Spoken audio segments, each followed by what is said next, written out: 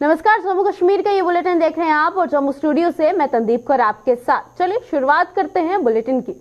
Centre of Indian trade union की 2 दिवसीय conference का शुभारंभ आज जम्मू से हुआ और जिसमें centre of Indian trade union की राष्ट्रीय अध्यक्ष डॉक्टर हेमलता, यूनियन के नेता कश्मीरा सिंह और साथ ही मोहम्मद यूसुफ तारागामी जो सहित अन्य नेताओं ने भाग लिया। और वहीं पर कॉन्फ्रेंस के शुरू होने से पूर्व एक रैली का आयोजन किया गया जिसमें लोगों को सरकार की मजदूर विरोधी नीतियों से अवगत करवाया गया। इस दौरान डॉक्टर हेमलता और साथ ही मोहम्मद यूसुफ तारागामी ने मौजूदा सरकार पर जमकर निशाना साधा और इस सरकार को मौजूदा विरोधी करार दिया है। इन नेताओं ने आरोप लगाया कि मौजूदा सरकार ने अपने 8 साल के कार्यकाल में मजदूरों को राहत देने वाले कोई कार्य नहीं किया है। वहीं पर इसके अलावा इन दोनों नेताओं ने क्या कहा है, आइए आपको दिखाते हैं। हमारी 6ठी conference centre of India trade unions की जो रियासती लेवल पर 2 रोज की कॉन्फ्रेंस आज शुरू होगी जम्मू शहर में, और मकसद यही है कि जो आज मोदी सरकार ने नीतियां अपनाई हैं देश भर में, हमारी नज़र में जहां तक मजदूर तबके का ताल्लुक है, मेहनत कश अवाम का ताल्लुक है, कोई ऐसा कदम पिछले 8 साल में इस सरकार ने उठाया नहीं जो मेहनत कश अवाम को कहीं राहत दे, बल्कि इसके बरक्स जब पूरे खाके पर नज़र डालते हैं, 8 साल की करनी पर नज़र डालते हैं इस सरकार की, मजदूर पर, मेहनत कश अवाम पर बोझ ही डाला है। और एक तरफ जहां तक उजरतें हैं मजदूर तबके की वो घटती जा रही है, और वहां जो बड़े मगरमच्छ सरमाएदार हैं कारपोरेट, जो उनके प्यारे हैं, चहेते हैं, उनके सरमाए में, कैपिटल में, आमदनी में बेतहाशा इजाफा हो रहा है। का राज्य सम्मेलन 6वां राज्य सम्मेलन का अवसर पर यह रैली निकाला है। CITU का राष्ट्रीय सम्मेलन जनवरी 18 तारीख से 22 तारीख तक बेंगलुरु में होने वाला है। उससे पहले पूरा देश में सभी राज्यों में राज्य स्तर का सम्मेलन होता है। काफ़ी राज्य सम्मेलन हो चुके हैं, अभी जम्मू कश्मीर का राज्य सम्मेलन होने वाला है और इसमें हम पूरा देश का और राज्य का मजदूर वर्ग का जो समस्या है, न्यूनतम वेतन के बारे में, उनका जो श्रम कानून है वो लागू नहीं होता है। अभी सरकार उसको बदल के श्रम कोड को लागू करना चाहता है, कोड बना दिया है, और उसके बारे में, और इसके साथ साथ महंगाई बढ़ रहा है, वेतन में बढ़ोतरी नहीं हो रहा है, मजदूर का शोषण बढ़ते जा रहा है, मुनाफा बढ़ता है लेकिन मजदूर का वेतन में बढ़ोतरी नहीं हो रहा है, कॉन्ट्रैक्ट ठेके पे जो मजदूर को लिया जाता है उनका संख्या बढ़ रहा है, परमानेंट मजदूर का संख्या घटते जा रहा है, और जिन मजदूर को कोई भी हक नहीं है, अधिकार नहीं है कानूनी तौर पर, उनका संख्या बढ़ते जा रहा है। All reserved category joint action committee ने आज जम्मू में प्रदर्शन किया। इस दौरान कमेटी के सदस्यों ने मौजूद सरकार पर आरक्षण विरोधी नीतियां बनाने का आरोप लगाया है। उन्होंने कहा है कि सरकार एक साजिश के तहत उन वर्गों को आरक्षण दे रही है जो आरक्षण के हकदार नहीं है। उन्होंने कहा all reserve categories joint action committee SC, ST और साथ ही OBC वर्ग के अधिकारियों की रक्षा करेगी। एक अरसा से क्या कर रहा है रिजर्वेशन कैटेगरीज जितनी भी हैं उनके खिलाफ बहुत ही गैर कानूनी और गैर आईनी चीजें चल रही हैं। यार क्या कर रहा है, नीचे कर रहा है। जो लोग रिजर्वेशन डिजर्व नहीं करते उनको रिजर्वेशन में डाला जा रहा है और पूरी रिजर्वेशन का पूरा मुद्दा ही खत्म किया जा रहा है। आज फिर जब सभी कैटेगरीज, चाहे वो शेड्यूल ट्राइब है, शेड्यूल कास्ट है, OBC है, जब हमने ये देखा कि ये तो तमाम तर कम्युनिटीज़ के खिलाफ, रिजर्व कैटेगरीज के खिलाफ एक ऑनस्लॉट है, तो हम लोगों ने एक मीटिंग की जिसमें हर कम्युनिटी का, तमाम कैटेगरीज के लोगों ने शमूलियत की, और फिर हमने ये डिसाइड किया, ये फैसला लिया कि हम एक ऐसी तंजीम तश्कील देंगे जो मजमूई तौर पे तमाम तर कैटेगरीज ओबीसी, एससी, एसटी, वो तंजीम जो है वो इनके हकूक की पासबानी के लिए काम करेगी। आंगनवाड़ी वर्कर्स के लिए बनाई गई एचआर पॉलिसी का विरोध जारी है और इस पॉलिसी को लेकर भारतीय मजदूर संघ भी आंगनवाड़ी वेलफेयर एसोसिएशन के समर्थन में उतर आए हैं। भारतीय मजदूर संघ ने भी जम्मू कश्मीर सरकार द्वारा आंगनवाड़ी वर्कर्स के लिए बनाई गई एचआर पॉलिसी पर कई सवाल उठाए हैं और वहीं पर इस संबंध में जम्मू में आयोजित एक प्रेस कॉन्फ्रेंस के दौरान भारतीय मजदूर संघ प्रधान अशोक चौधरी ने इस पॉलिसी की कड़े शब्दों में आलोचना की है। उन्होंने कहा है कि सरकार ने इस पॉलिसी में आंगनवाड़ी वर्कर्स को कोई राहत नहीं दी है। एचआर पॉलिसी के साथ इनको इस बात का भी ध्यान रखना चाहिए कि एचआर का मतलब होता है कि ह्यूमन राइट्स का भी ध्यान रखना होता है। एचआर पॉलिसी तो बहुत बढ़िया उन्होंने बनाई, ना उसमें कोई सैलरी इनकी बताई गई है और जो भी उसमें अपॉइंटमेंट जिसकी होगी जब वो उसकी बार चेंज हो जाएगी तो उसकी सर्विस को टर्मिनेट किया जा सकता है। ये कौन सा राज यहाँ स्थापित करना चाहते हैं, मैं इन तीनों से पूछना चाहता हूँ। एलजी साहब, एडवाइजर साहब और अपने चीफ सेक्रेटरी साहब जवाब दें कि जम्मू कश्मीर को ये क्या बनाना चाहते हैं। उसी पॉलिसी जो बनाई है, जो लाई गई है, जो न्यू एजुकेशन पॉलिसी आ रही है, सेंटर को अपग्रेड कर रहे हैं, हम उसका स्वागत करते हैं। लेकिन उसके साथ साथ एचआर पॉलिसी का मतलब एक ही नहीं होता कि ह्यूमन रिसोर्सेज पॉलिसी है। ह्यूमन राइट्स भी लोगों के हैं जिन्होंने काम करना, उनके बारे में इसमें क्या है, एक नंबर। दूसरा नंबर, जो 42-44 साल से लोग काम कर रहे हैं उनको एक स्ट्रोक में ये टर्मिनेट करने की बात कर रहे हैं और इनके ऐसे ऐसे अफसर बैठे हुए हैं जिन्होंने नोटिस भी निकाल दिए हैं। मैं उनसे पूछना चाहता हूं कि जो हमारी आईसीडीएस रूल के मुताबिक हमारी जो एज है वो 65 ईयर है और नाइबर स्टेट्स जो है उसमें देख लीजिए, हरियाणा सरकार ने तो ये कहा हुआ है कि जब तक फिजिकली फिट हो रहेंगे, चाहे वो 70 साल 65 साल से ऊपर भी जाएंगे। ऑल जम्मू कश्मीर पंचायत कॉन्फ्रेंस के चेयरमैन अनिल शर्मा ने खुलासा किया है कि प्रदेश में पंचायतों को भंग कर मार्च 2023 के चुनाव करवाने की चर्चा चल रही है। उन्होंने कहा है कि जम्मू कश्मीर में मार्च 2019 में पंचायतों का गठन हुआ था और उस हिसाब से पंचायतों का कार्यकाल वर्ष जो है 2024 में पूरा होता है। उन्होंने तमाम पंचायत के सदस्यों से राय मांगी है कि अगर वो इसके विरोध में उतरना चाहते हैं तो पंचायत कॉन्फ्रेंस उनकी इस लड़ाई को लड़ने के लिए तैयार है। बड़ी बात चल रही है पंचायती राज इंस्टीट्यूशन के हवाले से कि पंचायतों को डिसॉल्व किया जाएगा और पंचायतों के दोबारा से इलेक्शन मार्च महीने के अंदर करवाए जाएंगे। मतलब आप कह सकते हैं कि 2 महीने के बाद पंचायतें डिसॉल्व हो जाएंगी और उसके बाद इलेक्शन होंगे। मेरी आपसे विनती दरख्वास्त यही है कि आप तमाम लोग इस पे राय दें, अपनी एडवाइस दें कि क्या आप चाहते हैं कि पंचायतें डिसॉल्व हों और दोबारा से इलेक्शन हो। क्योंकि कुछ कंसर्न्स मेरे इस पे हैं और बड़े सीरियस कंसर्न्स हैं। वो ये हैं कि हमारी ओथ सेरेमनी जनवरी 2019 में हुई जम्मू में और फरवरी 2019 में कश्मीर में हुई। हम मान के ये चले कि हमारे 5 साल का जो टेन्योवर था, 5 साल की जो शुरुआत थी वो जनवरी 2019 में शुरुआत हुई और उसके हिसाब से हम लोग देखें, अगर हमारा और आपका मैथ जो है, कैलकुलेशन जो है वो ठीक है तो वो यही कहती है कि जनवरी 2024 में हमारा टेन्योवर जो है वो समाप्त हो जाएगा। भारतीय जनता पार्टी के नए नवनियुक्त रियासी जिला अध्यक्ष रोहित दुबे ने अपना पदभार संभाल लिया है।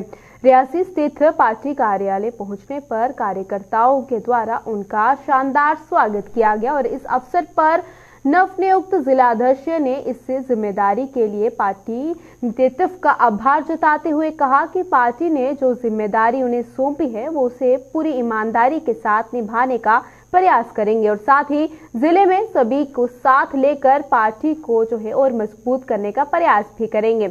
इस अवसर पर सांसद जुगल किशोर शर्मा, पूर्व मंत्री अजय नंदा, पूर्व जिला अध्यक्ष कुलदीप दुबे व पार्टी के अन्य पदाधिकारी भी उपस्थित थे।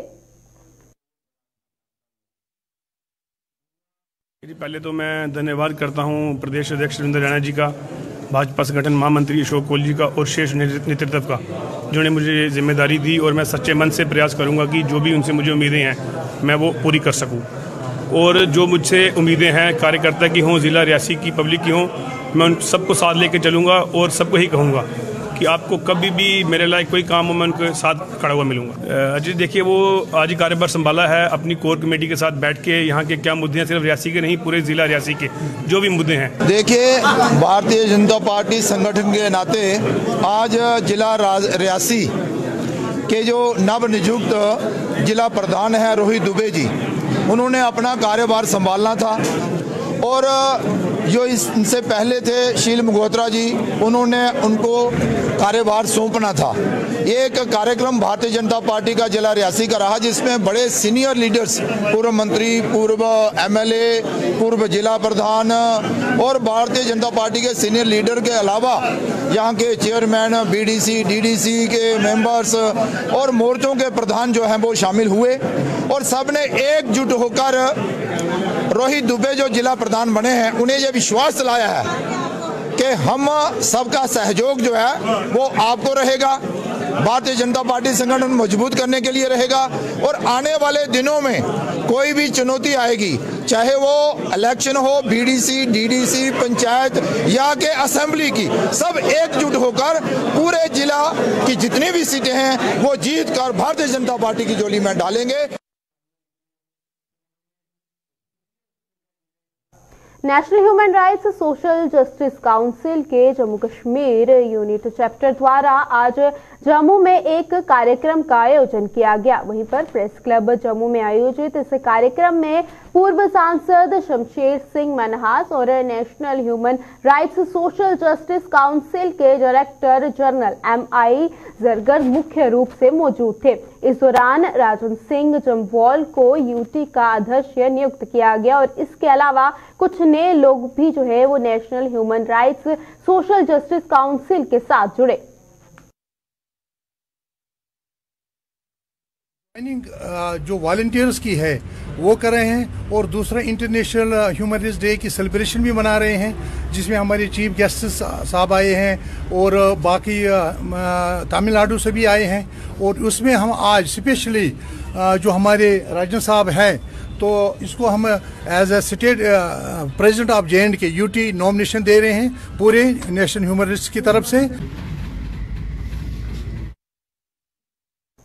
भारत पाक सीमा पर सटे गांव घराना में स्थित वेटलैंड के विस्तार और विकास का काम जो है वो जोरों पर है। वन्य जीवन संरक्षण विभाग द्वारा जहां प्रवासी पक्षियों के लिए रहने खाने के बेहतर प्रबंध किए जा रहे हैं, वहीं पर्यटकों के आकर्षित करने के लिए उन्हें भी बेहतर सुविधाएं उपलब्ध करवाने के कार्य जो है वहां पर जोरों शोरों से चल रहे हैं।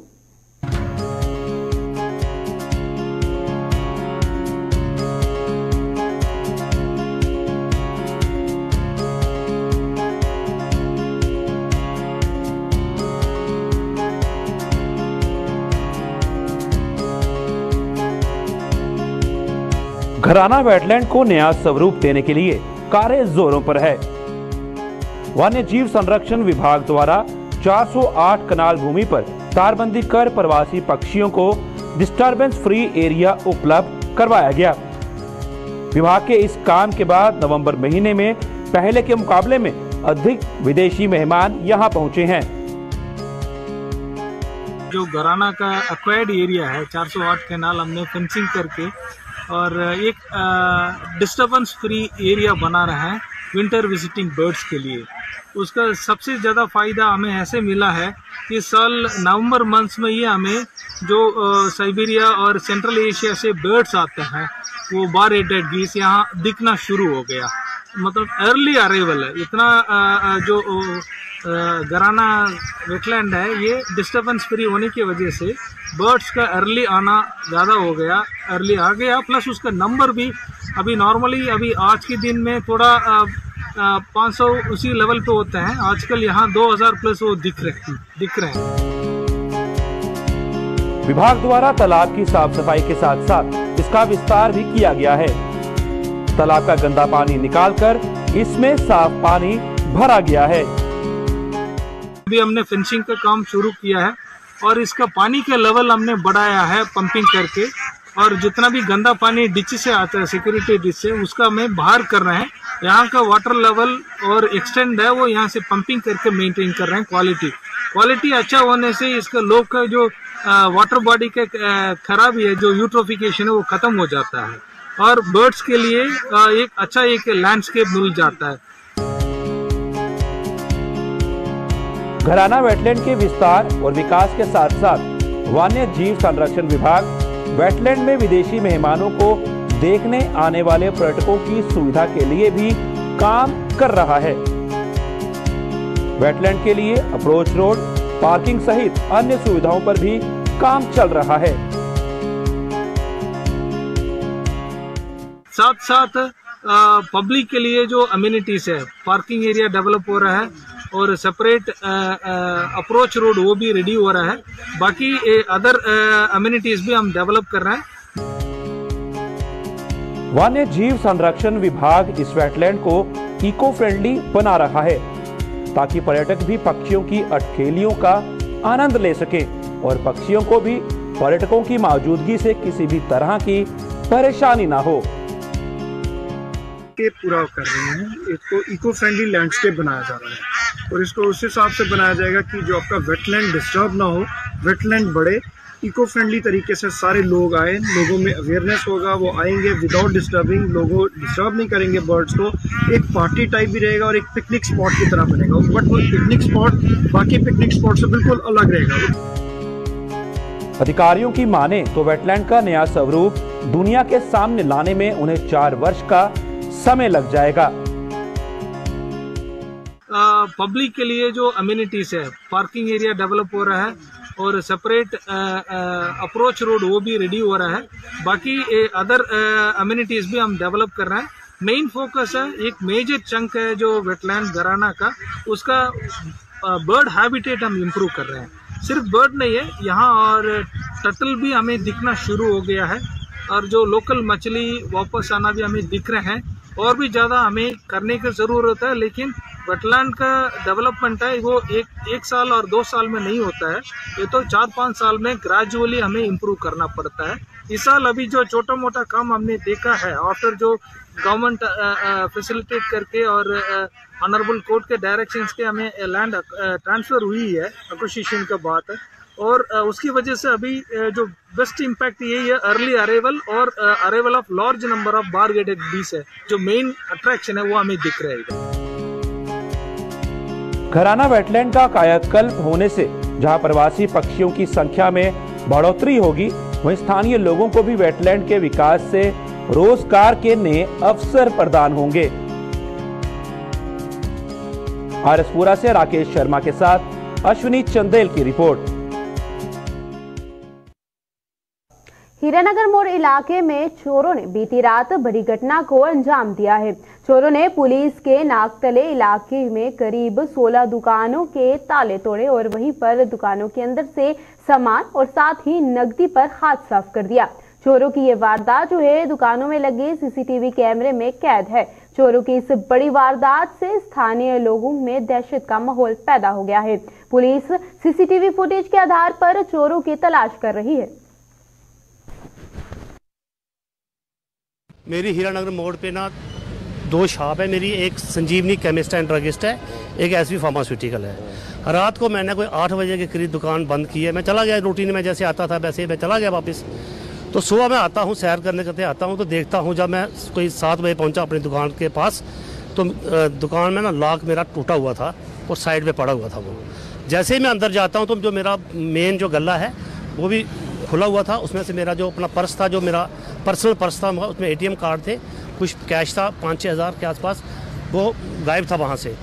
तो लेकिन कितनी चोरी हुई है यहाँ पे? और इस मैं जैसे देर मैं आगे पीछे जाता हूँ तो मेरे को पता चलता है कि कम से कम कोई दर्जन बार की चोरियाँ हुई हैं गोड़ा मोड़ में और हीरानगर मोड़ में।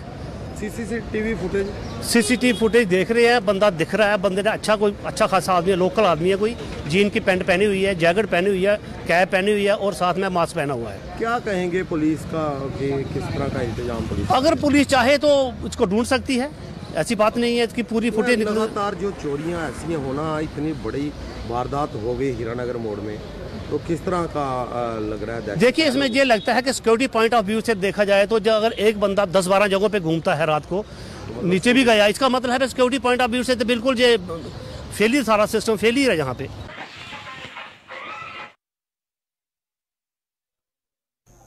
सरकार द्वारा गरीबों के उत्थान के लिए कई योजनाएं शुरू की गई हैं, लेकिन जमीनी सतह पर इन योजनाओं का गरीबों को बहुत कम लाभ मिल रहा है।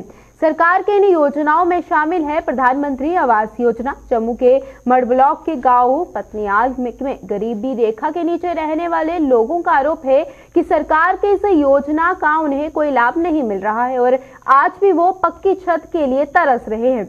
इन लोगों के मुताबिक उन्हें प्रधानमंत्री आवास योजना का लाभ लेने के लिए कई बार आवेदन किया, लेकिन आज तक उन्हें इसका लाभ नहीं मिला।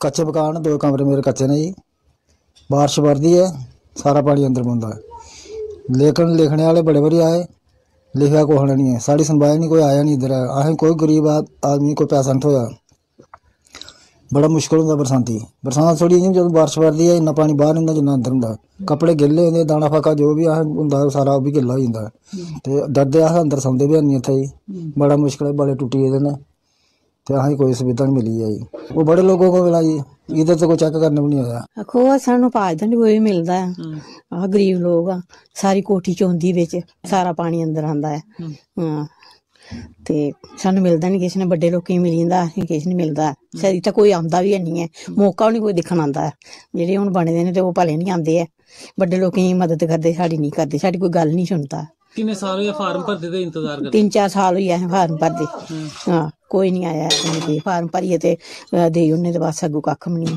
करदे। जेल्लै इलेक्शन होंदी ओल्लै ते आखदे होने बस, हाँ ओल्लै आखदे वोट दिओ वोट दिओ वोट दिओ, वोट ले लैंदे ते अग्गों कक्ख भी नहीं करदे साडा। जम्मू तवी रेलवे स्टेशन के बाहर पसरी गंदगी जो है वो मंदिरों के शहर की छवि खराब कर रही है। रेलवे स्टेशन के बाहर जगह जगह फैली गंदगी सरकार के स्वच्छ भारत अभियान की भी पोल खोल रही है। बाहरी राज्यों से आने वाले पर्यटकों के मुताबिक वो जम्मू कश्मीर की सुंदर छवि लेकर यहाँ घूमने के लिए आए थे, लेकिन रेलवे स्टेशन के बाहर फैली गंदगी ने उन्हें मायूस कर दिया है।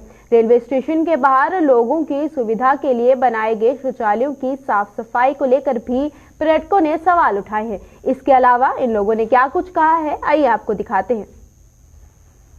एक सोच के आए थे, बहुत अच्छा है। यहाँ आगे क्या देखने यहाँ तो गंदगी बहुत है। यहाँ पे रेलवे स्टेशन रास्ते का सुरक्षा कैसा है, कुछ ऐसा कुछ है नहीं, जो देखना चाहिए वो है नहीं। तो गंदगी से तो बहुत सी समस्याएं होती हैं, ऊपर से सफर करके आते हैं, तो क्या क्या प्रॉब्लम्स हो सकती हैं? आपको क्या प्रॉब्लम तो अभी क्या है, यहाँ का लोकल तो कुछ बता नहीं सकते, अभी इतना जानकारी नहीं है। गंदगी तो दिखता ही है, गंदगी रास्ते का ये हालत है, पब्लिक आता है कैसे जाएगा, वो दिखता ही है। दिक्कतें हैं, दिक्कतें तो है। यहाँ पे कुछ जगह पे गंदगी नजर आ रही है। वॉशरूम कैसे हैं यहाँ के? जैसे चाहिए वैसे नहीं है, थोड़े साफ सफाई होनी चाहिए यहाँ पे, जो अभी नज़र नहीं आ रही है यहाँ पे बस स्टैंड पे मुझे। तो इसकी वजह से टूरिस्ट लोगों को जो एक्सपेक्टेशन होती है क्लीनलीनेस के बारे में, तो वो यहाँ पे नज़र नहीं आ रही उतनी। ऐसा लगता नहीं कि जम्मू जैसा शहर हो तो इतना अच्छा होगा, हमें लगता था बहुत अच्छा है, लेकिन फिर भी हमारे लिए अच्छा नहीं है, क्योंकि गंदगी के हिसाब से और साफ़ सुथरा रोडवेज वगैरह, ये बस स्टैंड है, बहुत सारे धर्मस्थल है यहाँ पे, इससे कोई मायने नहीं रखता मैडम। यानी कि एंट्री करते ही आपको एक अच्छी साफ सफाई देखने को नहीं मिली, बिल्कुल भी नहीं मिली। पिछना कस्बे के बीचों बीच निकलने वाली नहर जो है वो गंदे नाले में तब्दील हो चुकी है। नहर में पड़ी गंदगी के कारण जहां किसानों के खेतों तक पानी नहीं पहुंच पा रहा है, वहीं इस गंदगी से बदबू फैलने के साथ साथ कई बीमारियों के पनपने के भी अंदेशे बने हैं। और वहीं पर स्थानीय लोगों ने सिंचाई विभाग और बिश्ना म्युनिसिपल कमेटी से इस नहर की जल्द साफ सफाई करने की मांग की है। ये जो नहर की गंदगी है, ये इतनी ज़्यादा गंदगी हो चुकी है कि जहाँ से पानी निकलना बड़ा मुश्किल हो गया है। और यहाँ से जो आगे पास वाले गांव हैं, दब्बड़ जैसे तो इनको अभी सभी को पानी की ज़रूरत है। बट ये जो इसमें जितनी गंदगी हो चुकी है, ये नहर नहीं रही, एज ए डस्टबिन बन चुका है। सभी का गंद यहीं पे जा रहा है। और ये म्यूनसिपैलिटी वाले ये जो इनको ये एरीगेशन पे कहते हैं कि एरीगेशन वाले कुछ नहीं कर रहे, और एरीगेशन वाले कहते हैं कि म्यूनसिपल वाले कुछ नहीं कर रहे। तो इनको प्लीज़ एक तालमेल के साथ नहर के मामले को सुलझाना चाहिए, क्योंकि इस गंदगी से आगे पहले ही कुछ महीने पहले हमारे सारे जम्मू में डेंगू का प्रकोप इतना फैल चुका था कि हद से ज़्यादा। तो उसके डेंगू से ही प्लेट सेल भी कम हो रहे थे। तो इसलिए मैं प्लीज़ इनसे अनुरोध करना चाहूँगा, एरीगेशन डिपार्टमेंट से और म्यूनसिपल डिपार्टमेंट से, उनसे ये मैं रिक्वेस्ट करूंगा कि प्लीज़ आप इस नहर के बारे में कुछ सोचें और इसकी साफ सफाई का ध्यान करवाएं। जिन्ना तुसें दिखाया कि नहर च इन्नी गंदगी होई गेदी है इसलिए कि इन्नी बीमारी फैला दी है कि इन्नी मुश्क भी आ दी है। ते कन्नै कन्नै आखने जाए ये है एग्रीकल्चर वास्ते दा नहर, एग्रीकल्चर वास्ते 100 कमा दा रकबा लगदा इस नहर गी, जेह्ड़े कि इसलिए किसान इन्ने सफ़र करा दे न कि उ'नें इसलिए पानी दी जरूरत है। कनका ही पानी लाना हा, चटाले ही पानी लाना हा, ते ओह् इसलिए लग्गी नहीं पा दा है। पूरी नहर इसलिए गंदगी कन्नै भरोची दी है। ना इसलिए म्यूनसिपल कमेटी इसी साफ करा दी, ना इरीगेशन साफ करा दी। इंदी आपे दोनें बिचा लड़ाइयें बिचा किसान सफ़र करा दे न।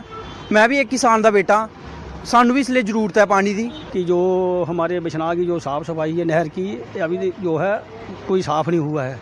तो क्या कि जो इरीगेशन वाले हैं इन्होंने क्या किया है, अपनी बाप के समझ करना इन्होंने बीच से मशीन का जो ऊपर वाला वो निकाल दिया हुआ है ताकि किसान खेतों को पानी नहीं लगा लें। और पीछे से पानी भी नहीं आ रहा है, पूरा नहर सूखा पड़ा है। अभी गेहूँ को पानी लगाना कहाँ से लगाना है पता नहीं। गवर्नमेंट यहाँ इनको ना पूछती है, ना इनकी कोई ड्यूटी चेक करती है, कोई नहीं करती है, घर में सोए रहते हैं। अभी देखो नाले के बीच इतनी गंदगी है। अगर पानी चलता होता तो ये पानी जो गंदगी आगे चली जानी थी। गलती तो हमारे ही लोगों की जो गंद डाल रहे हैं, लेकिन इनका फर्ज है पानी छोड़ना ताकि किसान अपने खेतों को पानी लगा ले। बछना में पानी कोई नहीं है, पूरे निकास बंद हो गए हुए हैं। अस ये रिक्वेस्ट करने हैं कि पानी जल्दी आ, जिम्मेदार जड़े अपने खेतों में पानी लाई लें। अंकुश है, जैसे कि आप देख रहे हैं मेरे पीछे कितनी सारी गंदगी है। नहर को देखिए, किसान यहाँ से पानी लगाते हैं अपने खेतों को, क्या लगाएंगे यहाँ पे? बीमारियों को न्योता देंगे यहाँ पे। ये तो कम से कम नहर को जहाँ तो इसके ऊपर कुछ डाला जाए ताकि लोग गंद ना फेंक सकें। लोगों को यहाँ पे देखिए ना, घर देखिए ना कितने सारे हैं यहाँ पे। मच्छर होगा, मच्छर के कारण डेंगू होगा, डेंगू के कारण और भी बड़ी सारी बीमारियां होंगी। जम्मू कश्मीर के इस बुलेटिन में फिलहाल इतना ही। इसी के साथ मुझे दीजिएगा इजाजत। नमस्कार।